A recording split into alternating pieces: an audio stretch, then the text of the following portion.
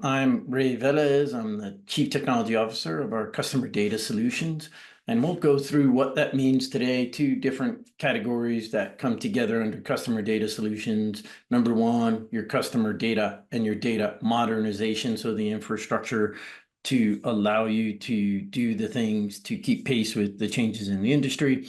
And then also, as you structure that data, what opportunities become unlocked to allow you to help monetize and create richer and deeper engagement with your customers. So as we go through this, please feel free to ask questions as we go through. We will have some time at the end to take questions as well, but totally comfortable if folks want to, as we go through, think about questions or thoughts that they would like to bring to the conversation, and we'd love to welcome those. So our introduction today, starting with the overall what we're covering in this agenda. Number one, the value of your first-party data and what we mean by that durable identity that is now becoming possible with richer interactions with your customers. How that unlocks new revenue. What is that framework for the revenue opportunity unlocks? And some of those are a little bit more suited for some industries than others, and we'll talk about what that means. And then that foundation beneath this, which is just a massive opportunity to help you unlock that revenue, but also be more well-positioned to manage machine learning and Gen AI capabilities as well. And that's data monetization. And then we'll wrap up with QA and next steps. So what do we mean when we talk about the unlocking your first-party data? I think the key is that your digital ecosystem's at an inflection point. And that's because over the last couple of years, consumers are demanding more privacy and security over their data. And where this really started, going back to the European Union, was this concept of the right to be forgotten. So enabling customers who are using digital experiences to control their own data, to request to be deleted from a company's data set. And so that power has gone back to consumers, started in 2018, roughly when the GDPR regulations in Europe went into effect. Then that followed on with the California Consumer Privacy Act, CCPA. And now what we're seeing is around the globe, there's a trend of building these consumer protection initiatives in slightly different ways. And so it's definitely something for either a regional or a global company you'll have to manage against and protect against any penalties. And so that's a critical impact on the way you manage data. And we'll talk about progressive consent and the impacts that are coming from that. And then browsers and platform manufacturers are removing traditional data collection through third-party cookies. There is a first-party cookie which stays in place, and the internet kind of breaks without a first-party cookie, but a third-party cookie that allowed an interaction between maybe an advertiser or a platform partner and your digital experiences. Those third-party cookies are going away, so you're going to need to build in mitigation tactics to ensure that wherever you connect with a customer, you have that knowledge and you're bringing the personalized experience along with that. And it's not just cookie loss. We tend to look at it as it actually signal loss as well. So what we're starting to see beyond cookie changes in the way that you ask consumers and capture data about those interactions with consumers, that's also changing. And so the ability to have a cookie equivalent within a native application, for example, within iOS, and it's expected to go away within Android as well, that has changed. It's also becoming easier and built into operating system platforms a way to enable hiding your email. And that was a launch in the iOS platform built into the email client within a native iOS device from Apple. So it's bigger than just signals. And so the point is building a trusted relationship so that customers know what data they're going to share with you is a critical part of the experiences that you're building. And it's not just for advertising and media, it changes the way your first party, your second, third party experiences interact. Now, you're probably going to hear lots of different names around the different types of customer data. And these are rough, loose definitions, but these categories help us create the right tactics to make sure that we're compliant with those regulations we just discussed, but we're also creating a value proposition for clients to opt in and share their data.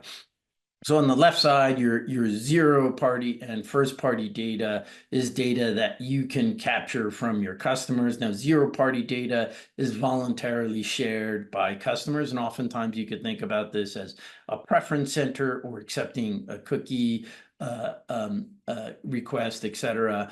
Your first party data is collected from your customers as part of the interactions you're naturally having. So think about first party data as being captured as part of a commerce transaction, a store visit, etc. And all of those components come together without necessarily an explicit request. Second and third party data is where you're working with partners. And so second party data might be data to help you cleanse the multiple different addresses you have for an individual. So you purchase that data, it helps you bring together address hygiene as a technique to improve the quality of your data. And then third party data is data that you might not necessarily have a direct relationship, but you're leveraging cookies and aggregated data sets to help bring together a richer understanding within your first party data. And then we'll talk about how this manifests within customer data platforms and clean rooms. And so a couple of years back, IAB, the Internet Advertising Standards Board, about 60% of signal fidelity from third-party identifiers, it's already lost, right? So there's a lot of hesitation. People say, oh, I don't think cookies will ever go away. Well, we already lost, I think going back to 2017, Apple and iOS already deprecated cookies by default. So there's probably 40–50% of most site traffic in North America is gone from a third-party cookie perspective. So the loss is already here, and it'll continue to go away as Google eventually finalizes the actions they're taking with the Chrome browser, whatever they might be. So what are the implications of signal deprecation? So number one is data availability and consent. So you could think about interactions or partnerships you have with technologies that might use a third-party cookie. So it could be, for example, an on-site personalization technology uses a third-party cookie to automatically personalize context or other content when somebody visits your website. That's not going to be available any longer with that third-party cookie being gone. Or you're working with an advertising partner, somebody visits your website, you want to retarget those individuals, that third-party cookie that allows you to retarget with a higher degree of accuracy, that's gone. What it does mean is an increase in clean rooms and activation. So when back in 2018, when GDPR went into effect, there was significant growth in clean rooms and clean rooms being created. And we'll get into details of what a clean room is and what identity data partners are in that capability. But the safest way to think about it is legal and regulatory safe ways to connect your first-party data with others without sharing any first-party data, essentially. And then lastly, definitely a strong impact on measurement. Third-party cookies were relied on very heavily to enable the ability to measure performance of campaigns on-site and off-site, and that interaction now goes away.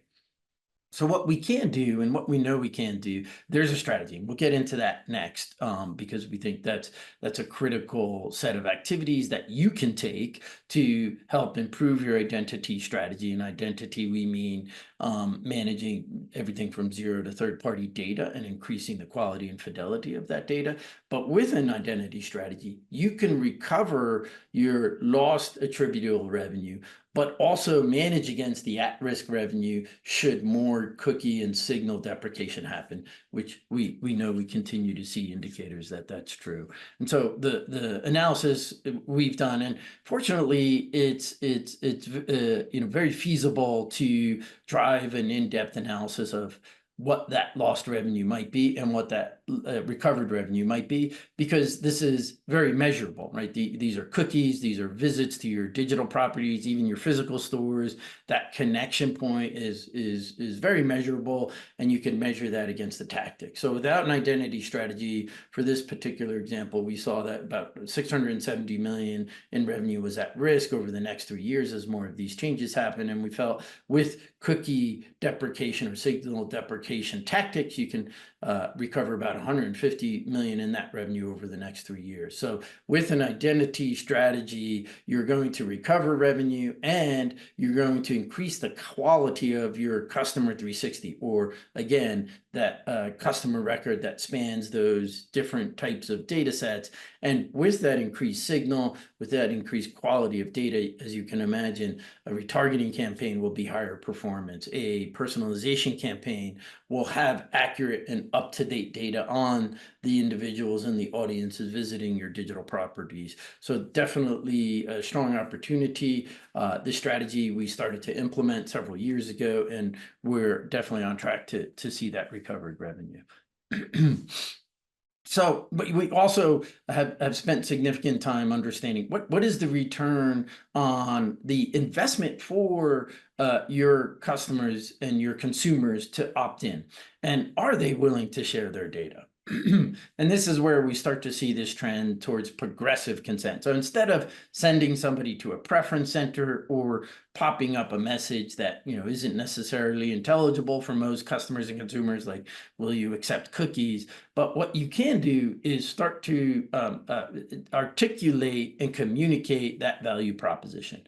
And when you do communicate that value proposition, people are extremely or very or somewhat likely to opt in. So why would I share my location data? Well, I can give you better offers and deals in your area. Or why would I share my email address or phone number for text message? Because that will unlock exclusive sales or exclusive events. So communicating that value proposition in a progressive way, as opposed to asking customers to sign up for a long preference center set of terms and conditions. You still need a preference center, of course, but that's not your default. Your default is communicating the value proposition and asking customers to opt in. And with that, you capture a durable identity. And what I mean by durable identity is I have more attributes about that individual they've consented in and are expecting smart, personalized messaging, and that is going to help you unlock the data monetization opportunities available to your brand.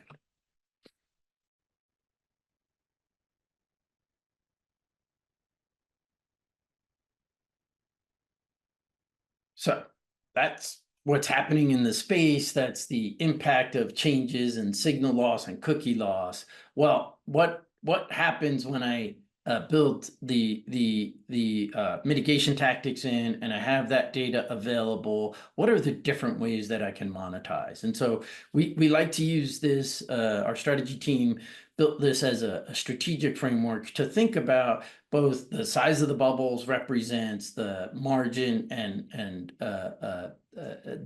the revenue is represented as you travel along the x-axis, right? So the value from data and digital monetization capabilities, and then the y-axis, we're talking about the technology and organizational complexity.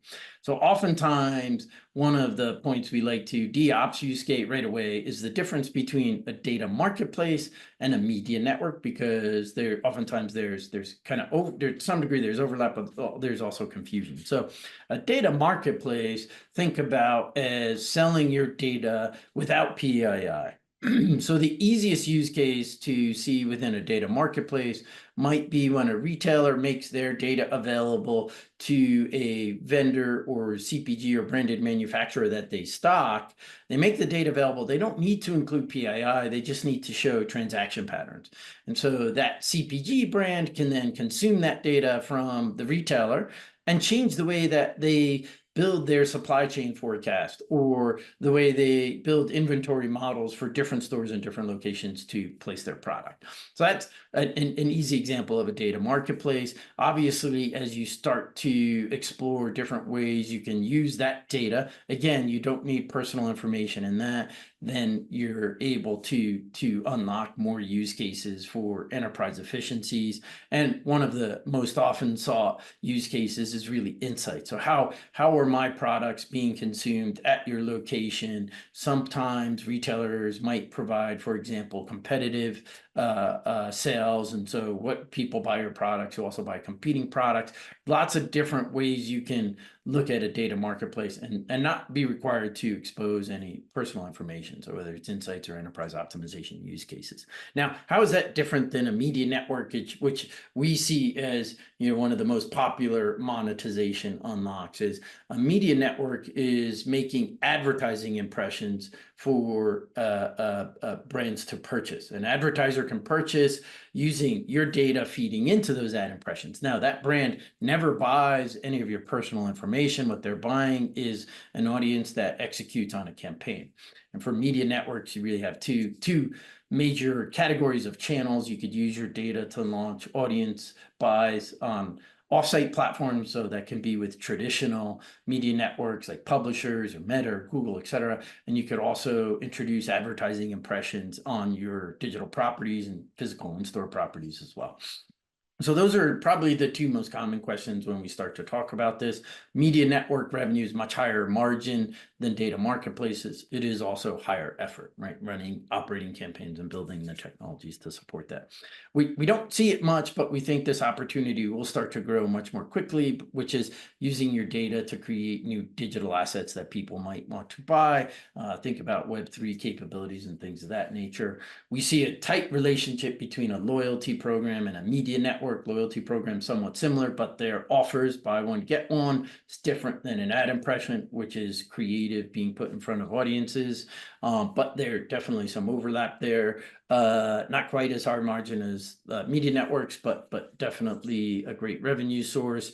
We see some brands use their data to create financial services products. So that could be shipping insurance. It could be other products related to the knowledge you have about your customers and is relevant to your brand. And then lastly, we see a big opportunity for marketplaces. And clearly that's what the biggest retailers have done in this space. But how does this apply to loyalty programs? How does this apply to QSRs, et cetera? Definitely a massive opportunity. And for every marketplace product you unlock, it informs your media networks as well.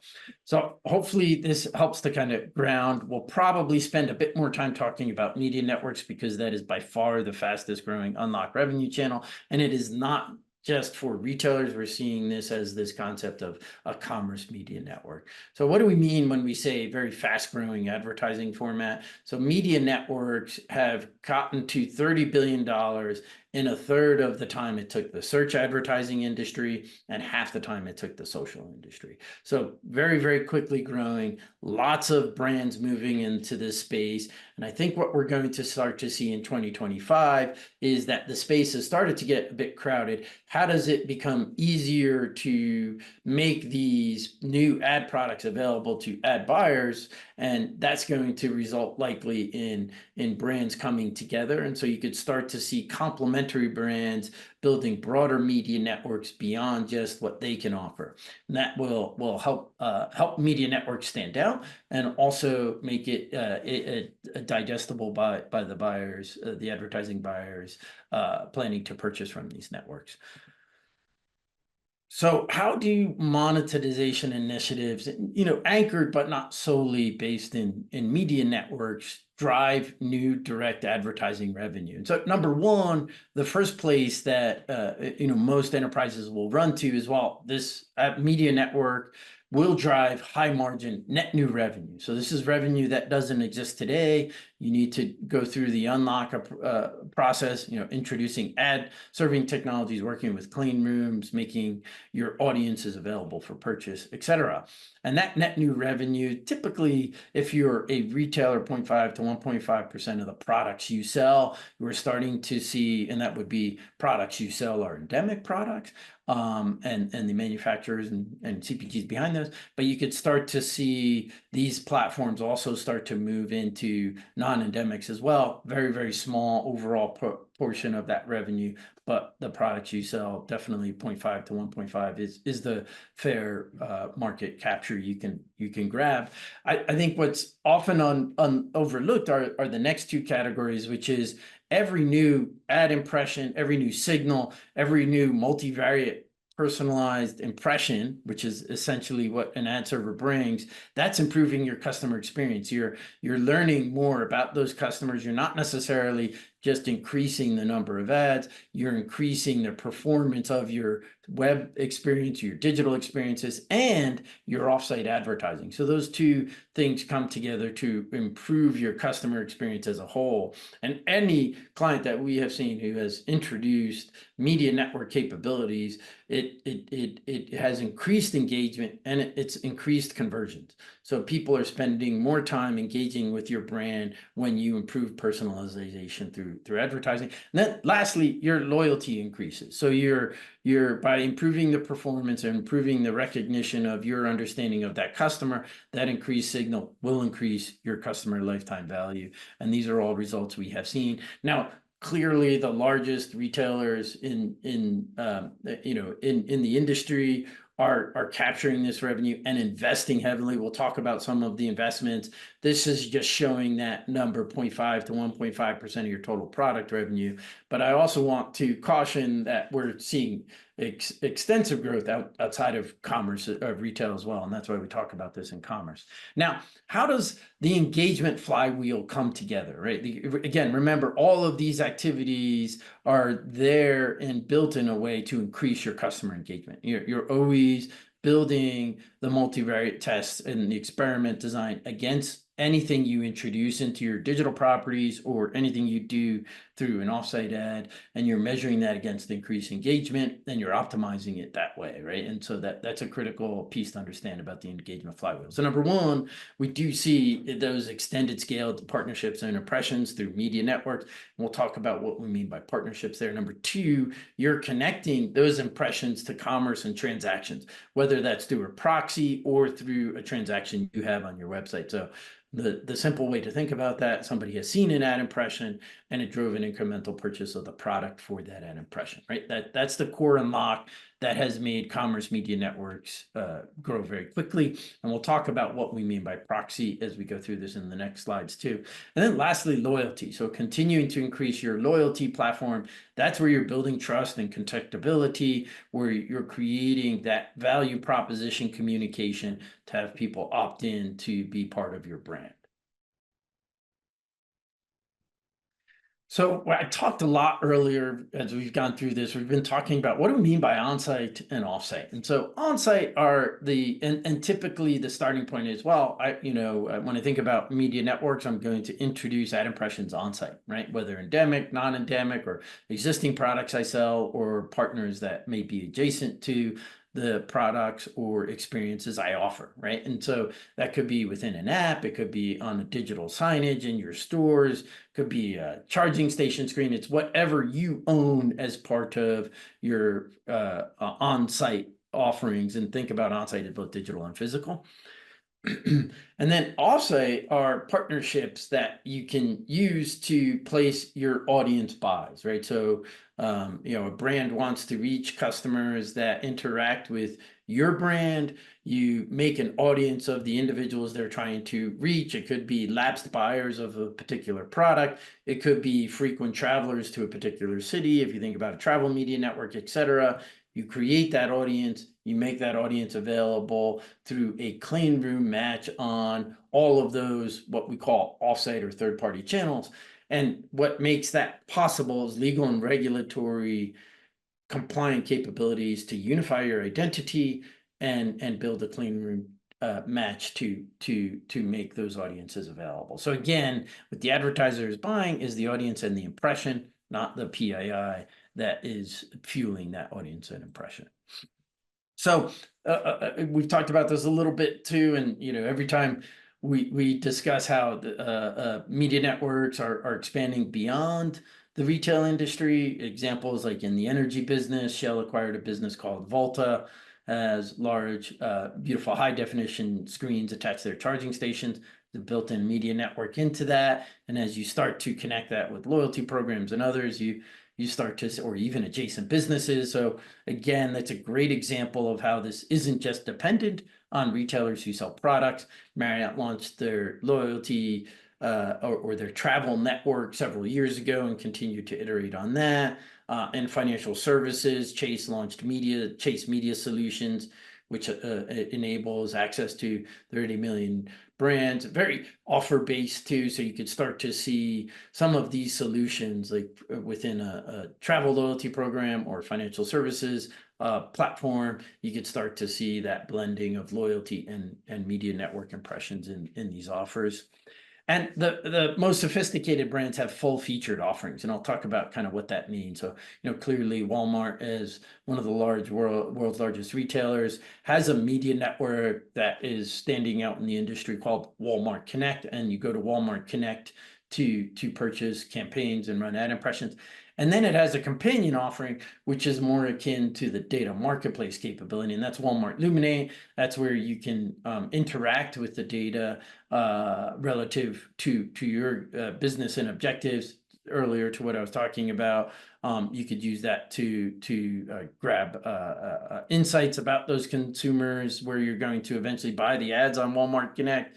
You can connect with that data through partnerships to improve your supply chain outcomes by ingesting, again, no PII, but ingesting the data that helps you drive supply chain and inventory optimizations. Lots of different ways that these offerings are coming together to provide benefits to consumer advertisers and enterprise optimization use cases. So as we think about the different stages of maturity for media networks and for data marketplaces, in the first stage, you're building the foundation, so you're improving the quality of your data, right? And with every improvement to the quality of your data, that improves the size of your audiences that you can make available for insights and marketplaces and media networks. You're starting to introduce advertising for the highest revenue potential channels, and building greater customer engagement that way. And the infinity loop we showed earlier, as you can see, there are lots of channels that you can monetize. Now there's complexity as you monetize those channels. So you start with the highest revenue potential channels and then expand to other channels. As you build is typically how we see media networks and marketplaces mature. And the simple reason for that is as you expand your channels, you're introducing different technology. So there's a different ad serving capability for signage than there is for an on-site ad serving capability, et cetera. And we want those to all be seamlessly available to your advertisers for purchase, regardless of the technology behind it, right? And so you're building that layer on top to make that feasible. Measurement increases in quality and responds to the advertiser goals that are coming through the campaigns that they're buying or through the marketplace use cases. And so what you'll see there too is you'll start with closed loop measurement as that kind of foundational if you're a retailer, and then build proxies against that. If you're a financial services company, you could look at transactions. If you're a travel company, you can build a travel marketplace. So there's lots of ways to proxy that. But then over time, as advertisers better understand your audience, what makes it unique, there will start to be other measurement and targeting capabilities that they'll want to build in. And this is where you'll start to iterate more on machine learning, traditional predictive machine learning to build better measurement and targeting, but also you start to see more opportunities for Gen AI and automation. And you expand the offerings. And so this is where, as the commerce media space gets more and more crowded, I think we'll start to see partnerships and new offerings that don't exist today start to emerge over 2025 and beyond. So that monetization, hopefully that framework helps people kind of ground in the different ways you can go to market. I think for monetization, but at the end of the day, modernization is absolutely available to any industry, and we're seeing adoption across all industries, because you could start to see a CPG need to modernize their technologies to be able to better interact with a retail media network, for example. So lots of opportunities as you start to think about that. And when you think about building this stack to enable a media network, for example, you're not just modernizing your data, you're modernizing your technology. And so in the middle there, we talk a little bit about these 3 core pillars that enable the unlock for media networks monetization and loyalty monetization and marketplaces. And this applies to whether you're a commerce media network candidate or not. So those 3 technologies that need to work together, but also have opportunities to cause some conflict unless you think about coupling them in the right way. Number 1 is advertising technologies, and that's what you would expect, right? So that's the ability to launch audiences, manage audiences against ad impressions. And again, like I mentioned earlier, you could have one type of ad impression for on-site ads, and that might be different whether you're interacting with a native application or a web browser-based experience than if you're interacting with a signage experience, right? And so making sure that you build those in a way that they can still be presented for purchase and measured consistently for the buyers. Then marketing platforms, those are content management capabilities, personalization technologies, et cetera. And in particular, that content needs to be in sync with the experiences where you're introducing advertising. So you wouldn't want an ad server competing with a personalization asset in a way that conflicts with the KPIs you promised to that advertiser or deprecates from the experience and causes a bounce rate. So that never happens if you take an experimentation design approach and you measure against any new introduction or change to your experience. And then lastly, it's your commerce platform, your connected commerce platform. So it works on both sides. If you're a buyer, you want to connect to that supply chain and inventory. You don't want to be buying ads that run out of the place where you're placing those ads. How do you keep those two in sync so that inventory to media optimization is critical? Your commerce platform is critical too. Ad servers are typically going to want to ingest your product information capabilities from your commerce platforms and make sure that your ad server is working on the context of the products that you want to be available with impressions or loyalty offers or other experiences. So that building that stack in a way with all of the right principles is going to be critical. And then one thing that we're seeing across all industries is modernization with clean rooms. And clean rooms are critical as a foundational step to take for enabling signal and cookie alternative integrations, right? And so we'll talk a little bit about what that means. So what goes into your first party data, your clean room data, your 0P and your 1P data, that's consent managed. You're leveraging technologies that are using progressive consent and optimally to capture that data and ensure that you're aligning with your explicit and implicit customer preferences. You're typically working with multiple clean room partners. The industry is still growing up in terms of the number of clean rooms and identity providers that are part of the ecosystem. And what you're doing to enable the joining of 2 different data sets without sharing PII with each partner is you're leveraging what is called privacy enhancing technology. An example often used, great white paper coming out of the academic team at Microsoft years ago is differential privacy. But quite simply what privacy enhancing technology, techniques like differential privacy mean is you can't reverse engineer the data that has been connected back to a single individual. Right. And so you're protecting that PII, and the output is a marketing addressable ID. So what that means is not expanding on who that individual is, I'm connecting that individual in a legal, privacy safe way to a partner platform. And that partner platform could be advertising platforms. It could be a one-on-one integration to improve supply chain. So there's enterprise use cases for clean rooms as well as marketing use cases. Simply, what is it? It's a safe room for your data. So it allows customers to opt in and opt out. It's going to obviously enhance your personalization. The more you know about consumers connected through this marketing addressable ID, the more you can personalize. And it is privacy safe and going to ensure that you're not conflicting with any laws that are being put out there. So a great example beyond just a media network or even a loyalty program is, what if you connect to loyalty members, right? And Delta frequent flyer. I know Delta's done this with Starbucks, so I love to grab Starbucks on my travel days because then I get more points. But how do you do that? How do you make that possible? Well, that's a collaboration space through a clean room. And now with that clean room, you know who those loyalty members are. You know when they're traveling.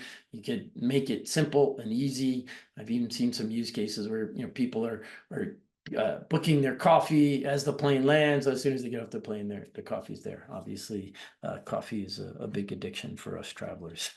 But you could see this as a great example of even beyond just traditional marketing and advertising to loyalty and others. So what happens when you get clean room right? When you get the right second and third party and identity data integrated into your customer 360, your data is higher quality. So you may have 4 email addresses for an individual, but now you know it's a single person, not 4 different people. And that bulletproof data is going to improve your activation through driving address hygiene. And these are outcomes from one of our partner identity and clean room partners that have tested and built against outcomes that show this.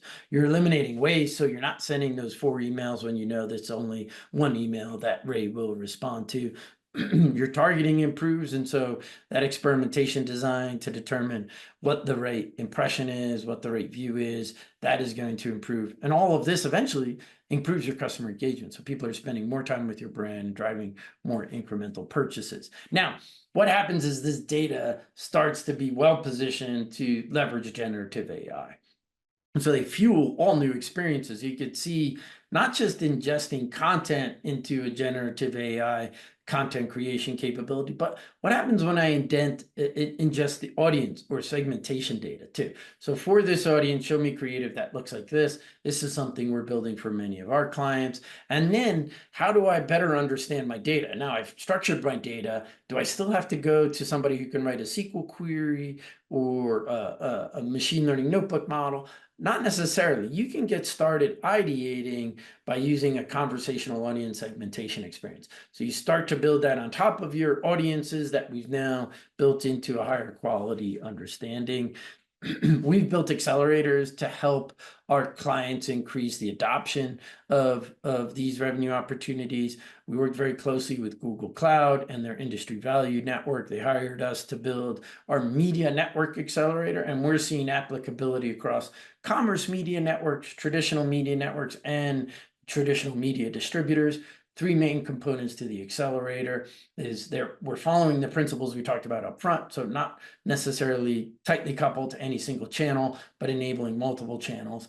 And there's 3 components: campaign creation, leveraging Gen AI like we just showed, the automation of that delivery, and that typically comes in stage 3 and stage 4 maturity media networks, but we've built it in for stage 0 and stage 1.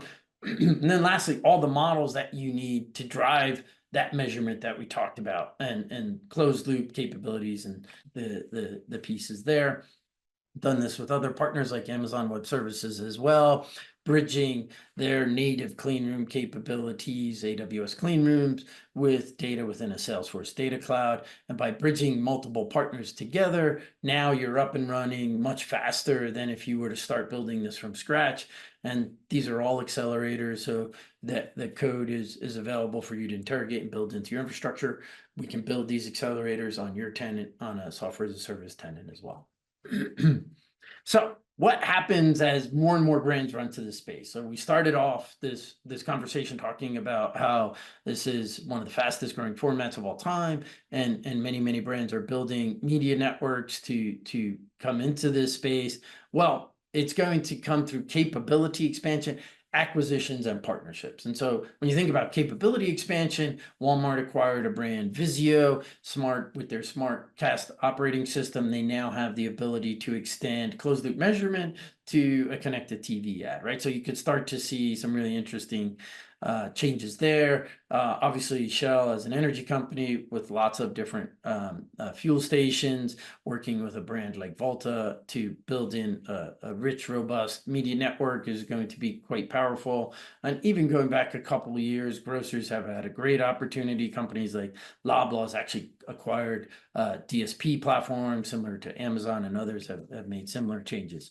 And then there's joint ventures and partnerships. And so Disney Plus has partnered with Walmart Connect and Kroger, so you could start to see ad effectiveness and sales linkage between a connected TV ad and a store visit.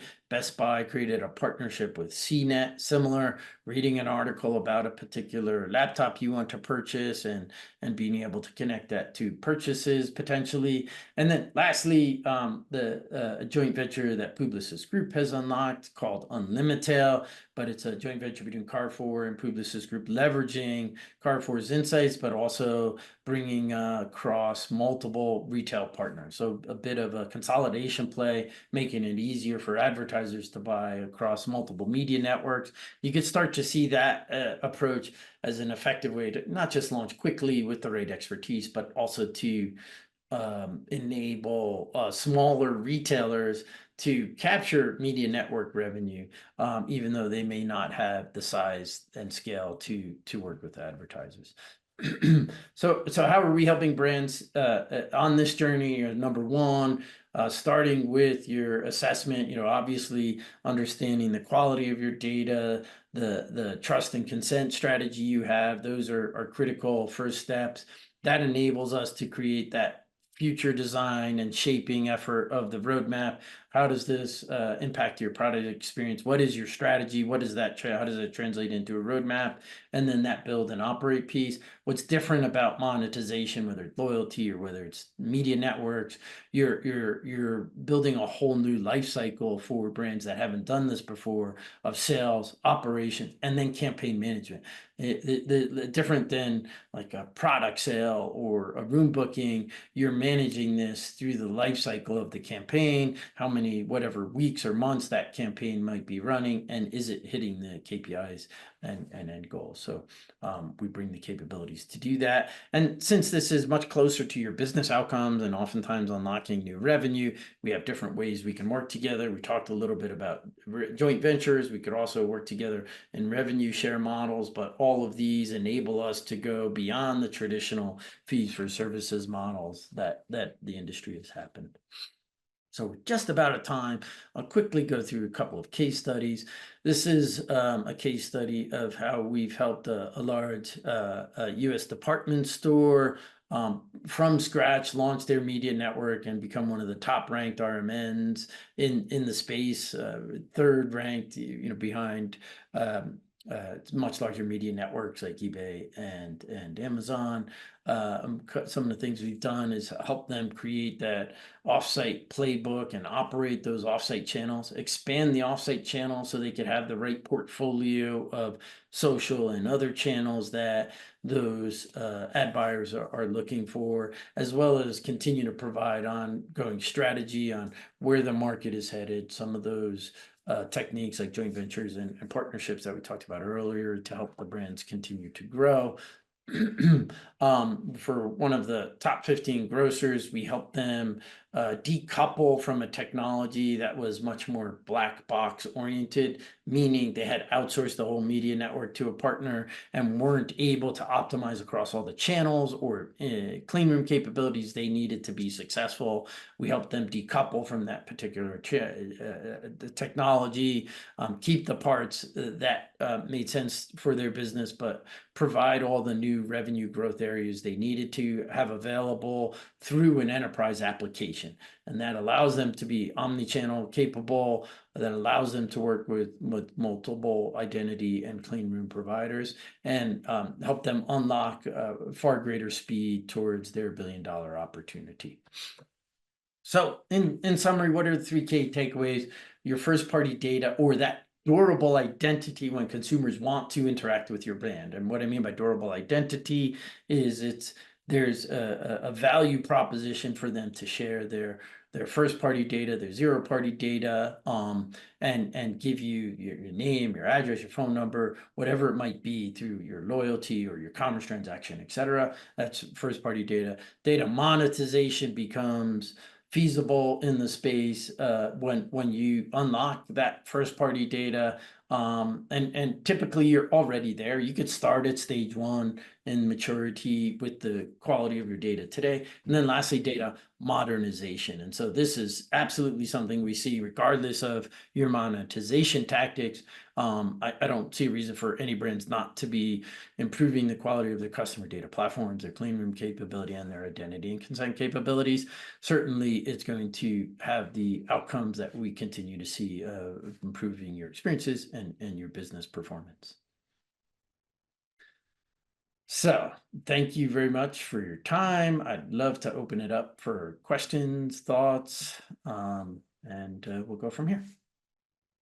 So first question, thank you, Madison. In what ways can generative AI tools transform audience segmentation and content creation, especially for companies with limited data science resources? This is a great question. I'll start with kind of the back half of that question, the limited data science resources.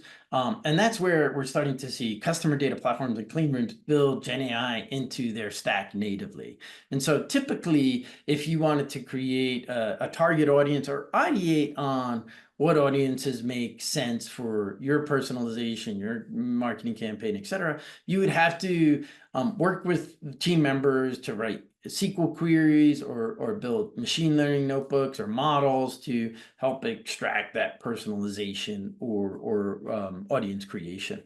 Now with conversational audiences, you can build a capability for anyone to interact with the data. And so you're using natural language to ask about what's the size of an audience for people who live in the Pacific Northwest and are of this demographic.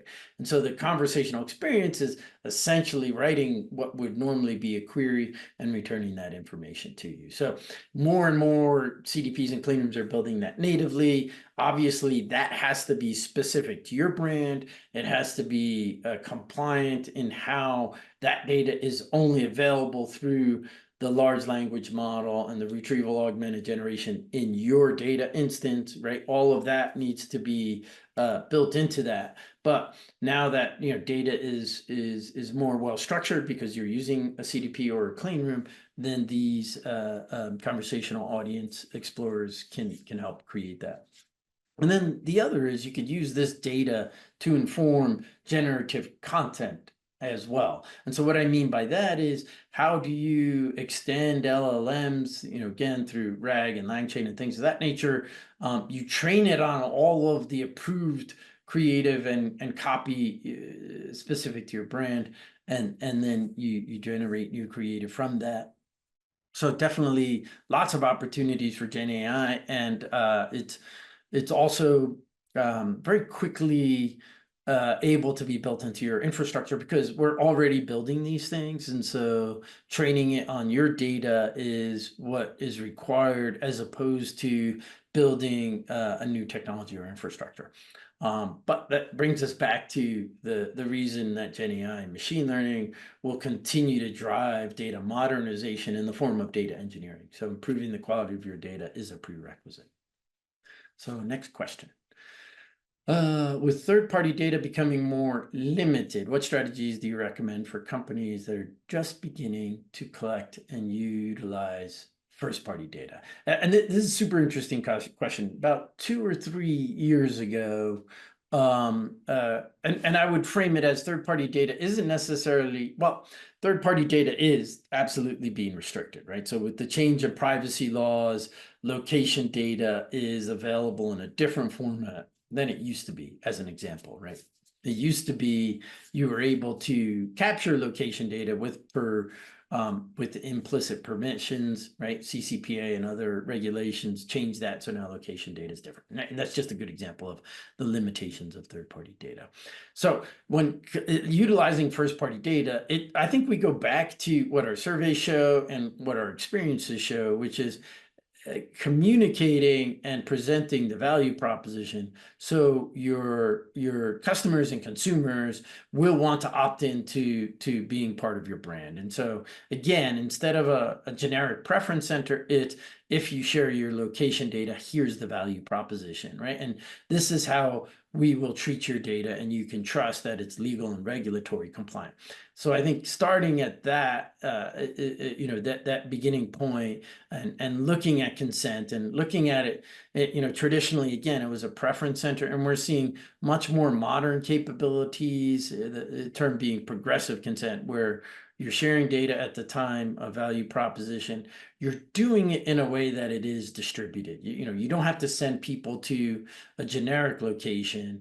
You're presenting it at that time of data collection.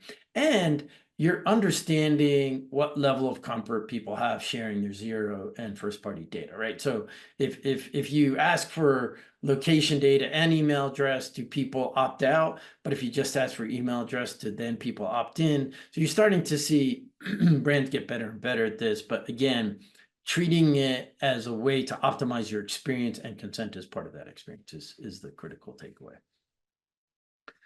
A couple more questions here. What are some effective ways to demonstrate responsible data practices to customers, especially in industries where customer loyalty is a key driver of revenue, right? And so I think at the very least, what started this revolution in consent and data privacy, it was the right to be forgotten, right? So I take us back to, it was a lawsuit of a citizen of Spain was suing Google to be deleted from the Google index. Now there's some public information about this individual, so ironically that information is now way more public. But so I think it was more to kind of test and evolve as this theory. And his request was, I want to be deleted, and the search index, the search companies were saying, well, but this is public data. You can still get to the data you want me to delete from my search index. And so there was, good public debate on this. And then the result was, fundamentally, this is the right to be deleted. So enabling customers with the very easy way to delete their data, to cancel their subscriptions, et cetera, that's going to improve customer loyalty. And demonstrate that you're treating the data responsibly, and that's obviously going to improve the willingness for your customers and your consumers to work with your brands.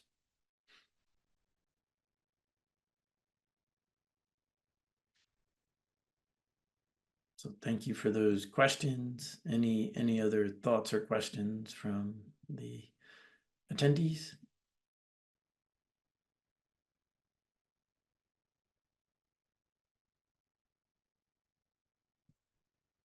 All right. Well, great. So we can wrap up. Please feel free to send along any questions. Thank you so much for attending. And yeah, we'll go from there. Thanks, everybody. Have a great rest of your week.